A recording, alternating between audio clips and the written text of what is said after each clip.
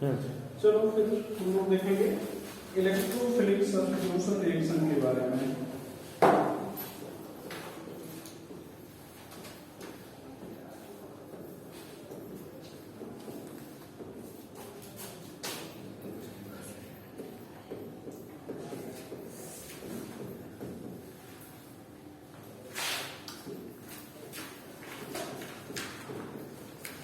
Electrophilic substitution reaction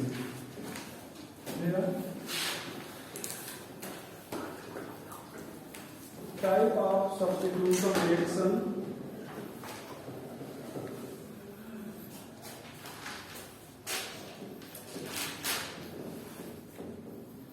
in which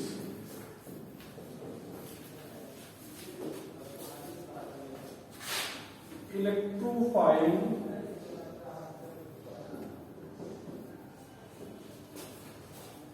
is attacking species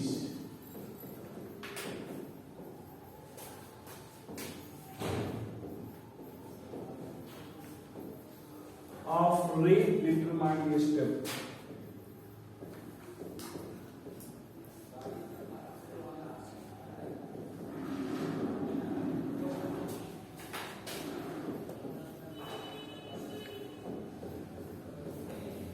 Is known as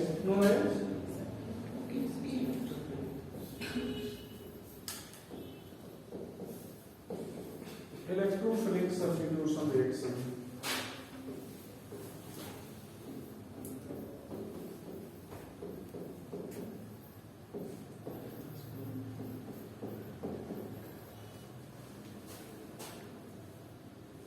Electrophilic substitution reaction. It is mostly represented by what term?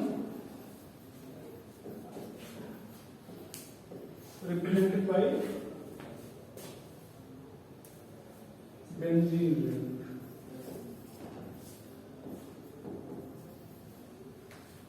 and alcohol.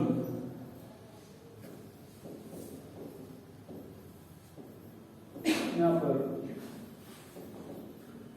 Due to H plus, alcohol में due to H plus, alcohol में क्या रहेगा due to H plus. तो alcohol के सभी reaction है जो H plus के कारण होंगे, ठीक है। Electrophilic substitution reaction of benzene, electrophilic substitution reaction of benzene. It occur in 3 steps.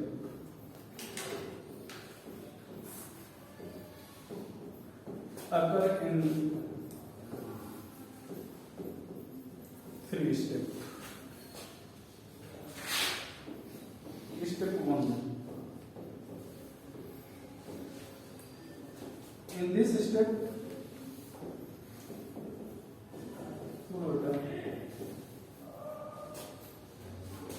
reagent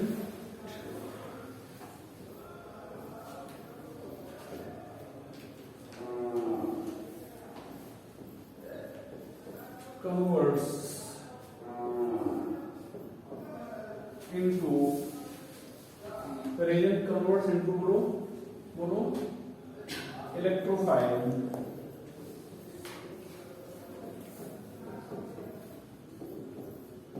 in presence of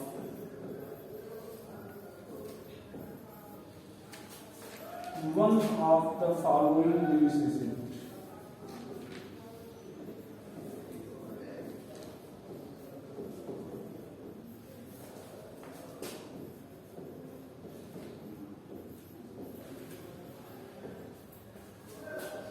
One of the following Lewis agent,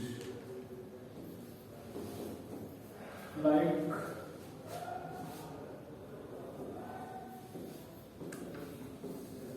anhydrous, AlCl3, FeCl3,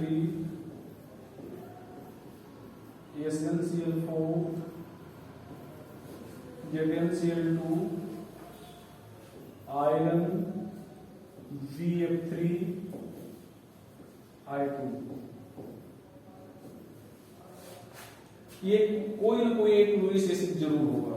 ध्यान बेटा, आपसे पूछा जाए लुईस एसिड करता क्या है, तो आप कहेंगे help in generation of electrophile, help in generation of electrophile. Benzene ring का जो रिएक्शन है निश्चित रूप से आपको इलेक्ट्रोफाइल लेना होगा, सॉरी लुईस एसिड लेना होगा। दो रिएक्शन हैं जहां पे आप नहीं लेते, नाइट्रेशन और सल्फोनेशन में। तो यहां पर हम बता दे रहे हैं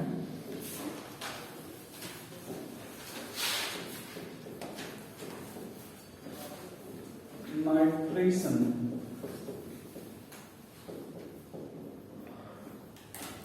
and sulphonation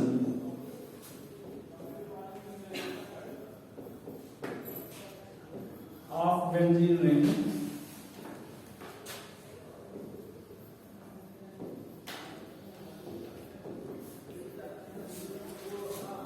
does not require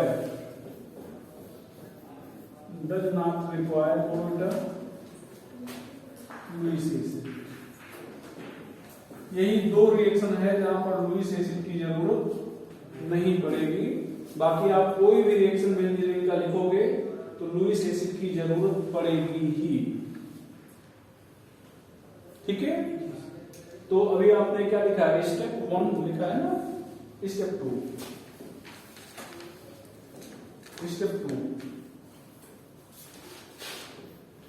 क्या लिखने वाला है? इन दिस स्टेप बोला बेटा, electrophile attack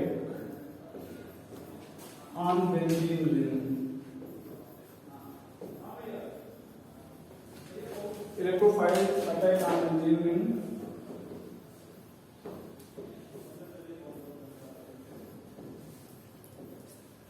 and convert it into reaction intermediate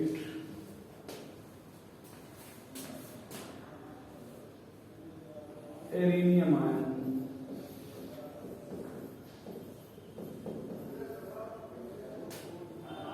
are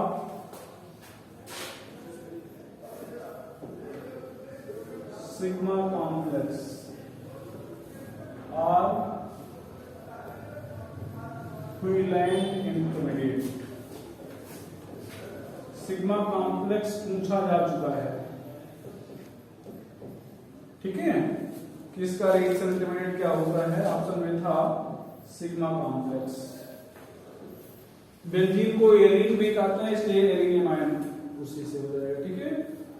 it is slow step hence rate determining, it is slow step hence rate determining।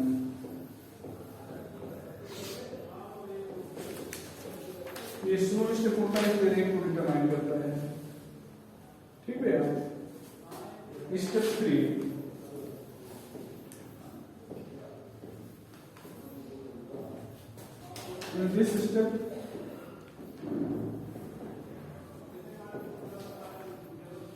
in this step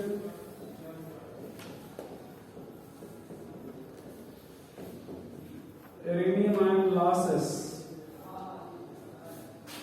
H plus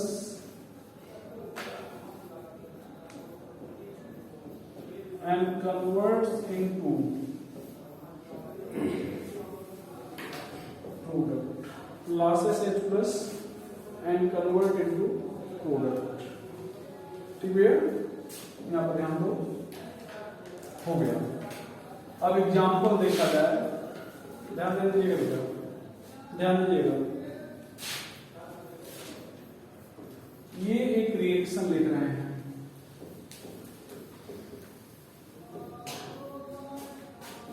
यहाँ पर anhydrous AlCl3 ले रहे हैं। Benzene ring में सभी carbon पर एक H होता है, जैसा अभी पिछले जो बताए थे, एच हट जाएगा और यहाँ पर आ जाएगा CH3। एच इस Cl के साथ निकल गया। यहाँ पर ध्यान दो, यहाँ पर एच सभी कार्बन का है, H प्लस ये क्या हो गया माइनस, यहाँ पर क्या हो गया CH3 प्लस Cl माइनस, ये प्लस वाला इलेक्ट्रोफाइल है ना, तो एक इलेक्ट्रोफाइल ने दूसरे इलेक्ट्रोफाइल को क्या कर दिया, रिप्लेस कर दिया। एक इलेक्ट्रोफाइल ने दूसरे इलेक्ट्रोफाइल को क्या कर दिया, रिप्लेस कर दिया। ठीक है, तो इसको क्या कर रहे हैं इलेक्ट्रोफिलिक, ये अच्छा इसको बाय नेम जानेंगे, फ्रीडल क्राफ्ट एल्काइलेशन। ध्यान रखिएगा, निश्चित रूप से पूछा जाता है, निश्चित रूप से पूछा जाता है, इसलिए इस एग्जाम को जरूर ध्यान रखिएगा आपके स्कूल लेवल पे।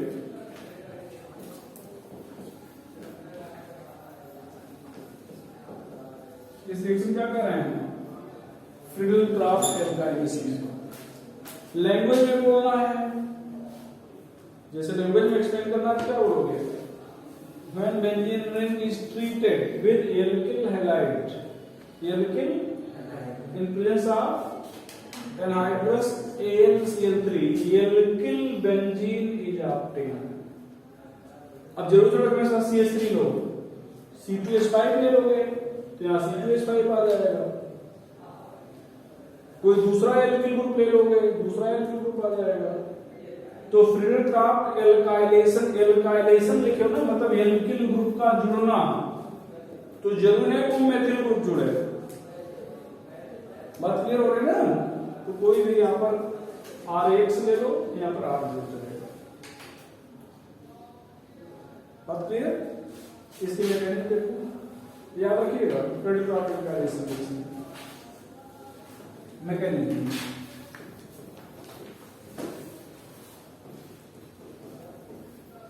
मैकेनिज्म तो यहां पर क्या हो जाएगा मैकेनिज्म,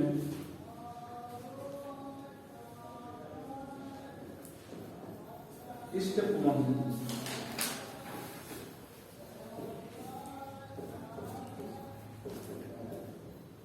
AlCl3 लुईस एसिड है, देखो क्या इलेक्ट्रॉन पेयर की जरूरत है इसको, तो ये Cl जो है शेयर्ड इलेक्ट्रॉन के साथ आएगा और इससे जुड़ जाएगा, तो मतलब ये दोनों इलेक्ट्रॉन लेकर जा रहा है, तो CH3 क्या हो गया प्लस और Cl क्या हो गया माइनस, तो यहां पर आप लिखोगे CH3 प्लस और यहां पर क्या लिखोगे AlCl3 Cl माइनस, या आप AlCl4 लिख सकते हो, क्या लिख सकते हो स्टेप 3 सॉरी 2। बोलो बेटा, ये बेंजीन रिंग पर अटैक करेगा, इसको ध्यान से देखो, सभी कार्बन पर बेंजीन है, सॉरी सभी कार्बन पर एक हाइड्रोजन है, बेंजीन नहीं सभी कार्बन पर क्या है एक हाइड्रोजन। जिस कार्बन के H को ऐसे दिखा रहे हैं उसको कार्बन 1 मान लें, बाद वाले को क्या मान लें 2, इस बांड को तोड़ रहे हैं। कार्बन 1 का इलेक्ट्रॉन कार्बन 1 के पास है, 2 का इलेक्ट्रॉन CH3 को दे दिया जाए तो 2 पर प्लस आ जाएगा ना, और CH3 का जो प्लस चार्ज क्या होगा हट जाएगा, तो बाद में CH3 अपना इलेक्ट्रॉन इसके इलेक्ट्रॉन के साथ क्या करेगा शेयर कर लेगा और बॉन्ड बन जाएगा। तो इसको ऐसे दिखा दे रहे हैं, ऐसा मतलब ये इसके पास चला गया और फिर दोनों ने क्या किया बॉन्ड बना लिया। ये देखो H तो यहाँ पर पहले से था, CH3 यहाँ पर बॉन्ड बना लिया और यहाँ पर क्या आ गया प्लस। बेंजीन को क्या कहते हैं एरीन, क्या कहते हैं एरीन, और एरीन मतलब जहां पर प्लस आ जाता है वहां पर IUM और जोड़ते हैं, तो एरीन में IUM जोड़ देंगे तो क्या हो जाएगा एरीनियम, आयन चार्ज है इसलिए आयन। देखो बेटा पहले पोजीशन पर डबल बॉन्ड, सेकंड थर्ड पर क्या है प्लस चार्ज, तो यहाँ पर रेजोनेंस भी है, तो ये बॉन्ड यहाँ पे आ जाए तो प्लस चार्ज यहाँ पे आ जाएगा, यहाँ पर CH3 ठीक है, पहले पोर्शन पर डबल बॉन्ड, सेकंड थर्ड पर प्लस चार्ज, ये यहाँ पे आ गया तो यहाँ पे बॉन्ड बना देगा।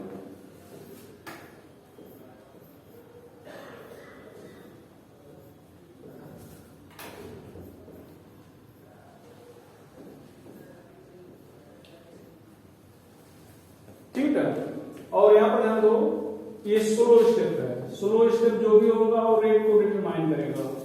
इसका अगर इंटरमीडिएट लिखा जाए, यहाँ पर ध्यान दो, तो कितने डबल बॉन्ड देख रहे हो बेंजीन रिंग में? अब 2, 3 डबल बॉन्ड होता तो हम लोग पूरा गोला दिखाते हैं, सर्कल। 2 ही डबल बॉन्ड है, इसलिए पार्शियल दिखाएंगे, पूरा कंप्लीट नहीं करेंगे इसको। ठीक है, ऐसा नहीं बस लपेट दो पूरा, शायद वैसे आधा दिखा दो वैसे। ठीक है, तब ये क्लियर रहेगा कि हमने पूरा गोला नहीं बनाया है। और यहाँ पर क्या हो जाएगा? H, यहाँ पर क्या हो जाएगा? CH3। ये सिग्मा कॉम्प्लेक्स कह रहे हैं इसको। इनको हम लोग एरिनियम आयन या व्हिलाइन इंटरमीडिएट कह रहे हैं।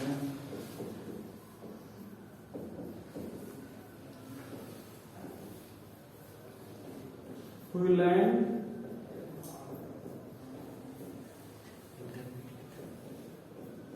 इंटरमीडिएट। भैया स्टेप 3 क्या लिखोगे? एरिनियम आयन से क्या निकलना है? H प्लस,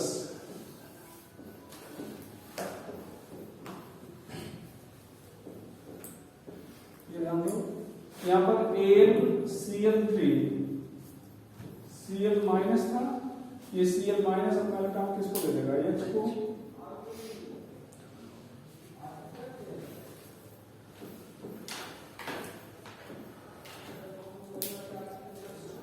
CH3 यहाँ पे बाहर हो गया, AlCl निकल गया, AlCl3 निकल गया। ये पूरी मैकेनिज्म है, ये पूरी मैकेनिज्म है। लिखो जल्दी।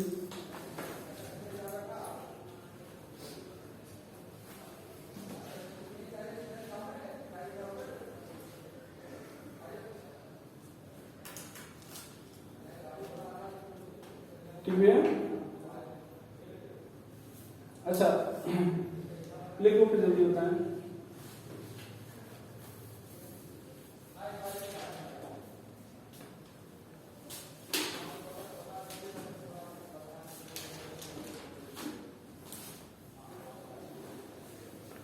हो गया बेटा? सिग्मा कॉम्प्लेक्स पर चार्ज कैसा है? पॉजिटिव। और पॉजिटिव की स्टेबिलिटी को बताता कौन इफेक्ट है? प्लस आई और प्लस एम। तो इसका मतलब बेंजीन रिंग पर अगर प्लस एम या प्लस आई ग्रुप है तो इसकी स्टेबिलिटी क्या हो जाएगी? सिग्मा कॉम्प्लेक्स की बढ़ जाएगी। ठीक है, इसको और एक बनाए नोट करके।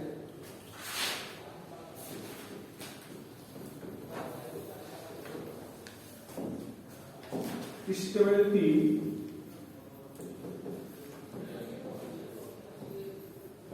of sigma complex is increases by rho plus m or plus I.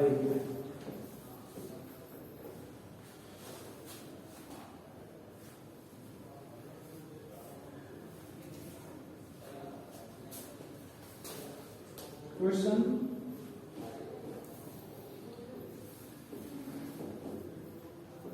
which sigma complex is most unstable?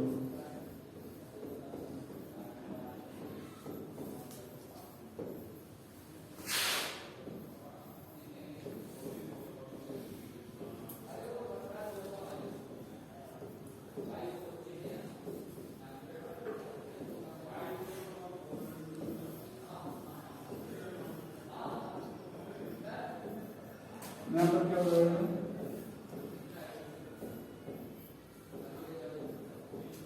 अरे सर पूरा बोलो नहीं।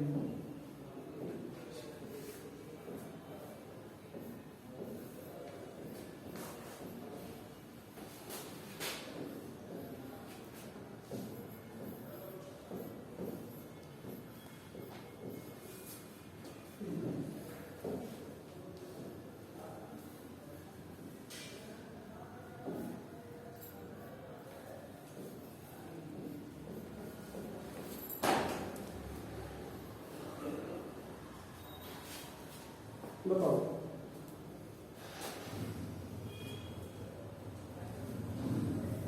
मोस्ट अनस्टेबल कौन होगा?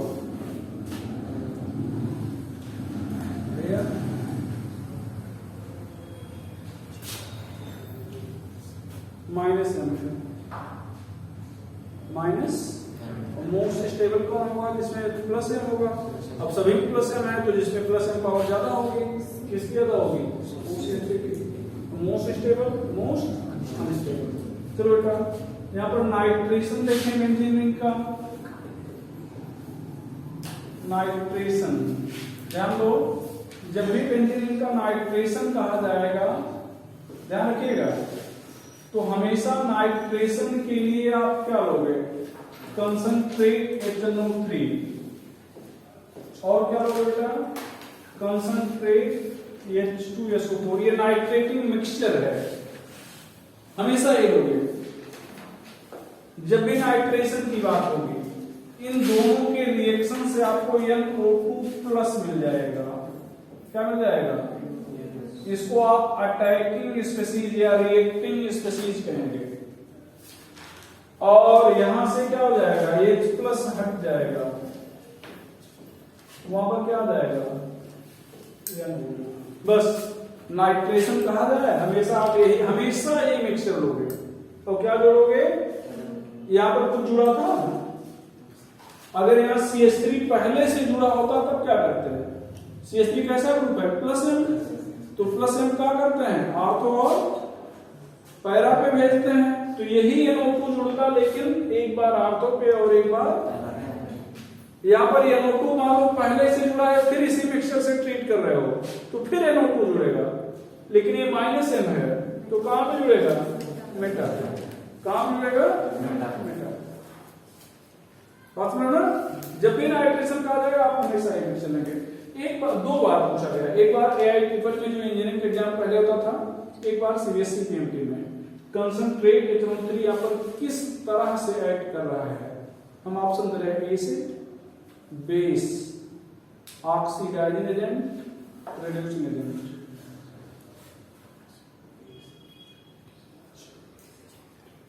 किस तरह से?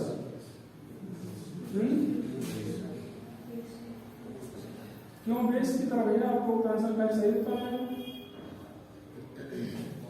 हाँ, अच्छा लुईस बेस नहीं मिला तो इसी को बेस मान लिया जाए। बोलो, क्योंकि बाकी सब लुईस, अच्छा लुईस एसिड था, सब लुईस बेस नहीं था, तो ये बेस क्यों बोलते? इसको बेस बोलते हैं। देखो इसको इस तरह लिख सकते हैं, फिर आप एसिड बेस ऑप्शन सही है।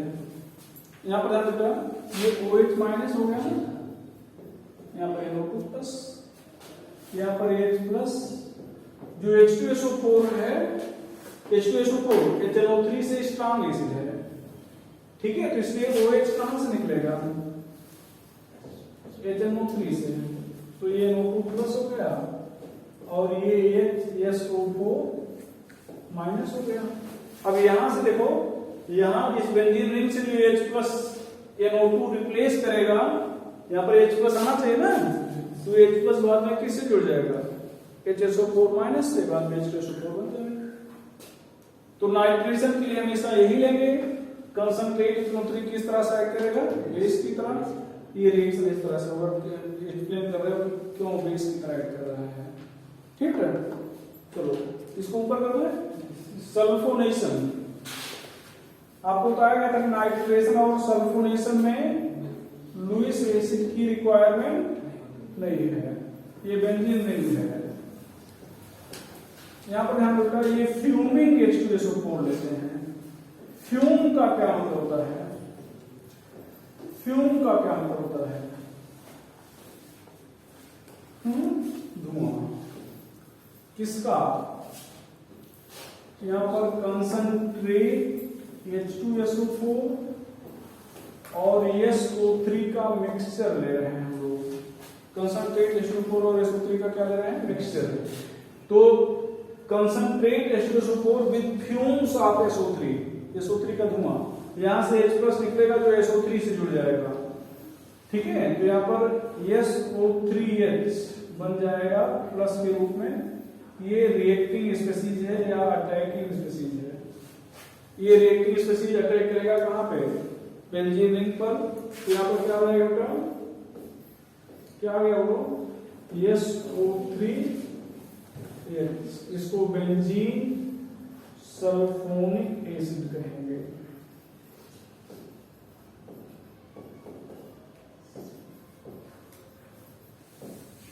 Benzene sulphonic acid,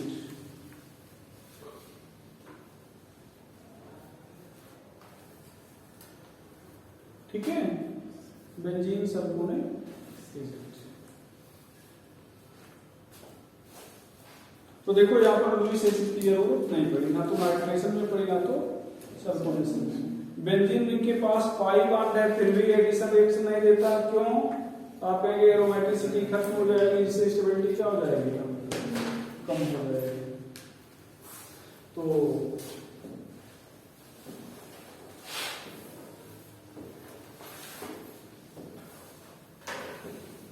benzene ring has pi bond, i.e. unsaturation.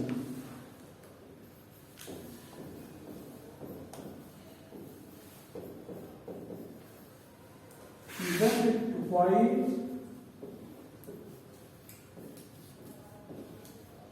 does not represent addition reaction.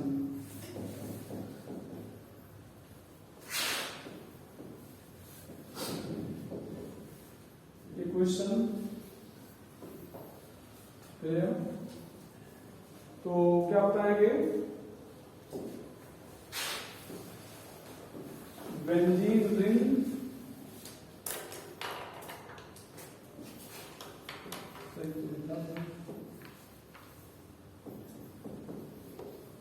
Has aromaticity, पढ़ाएंगे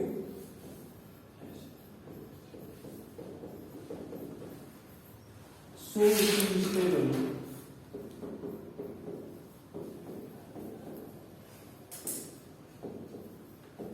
In case of addition reaction,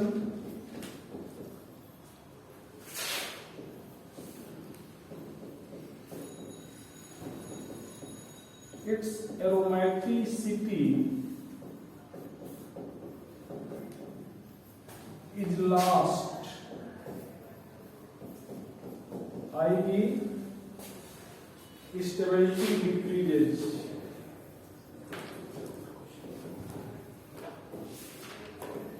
So it does not represent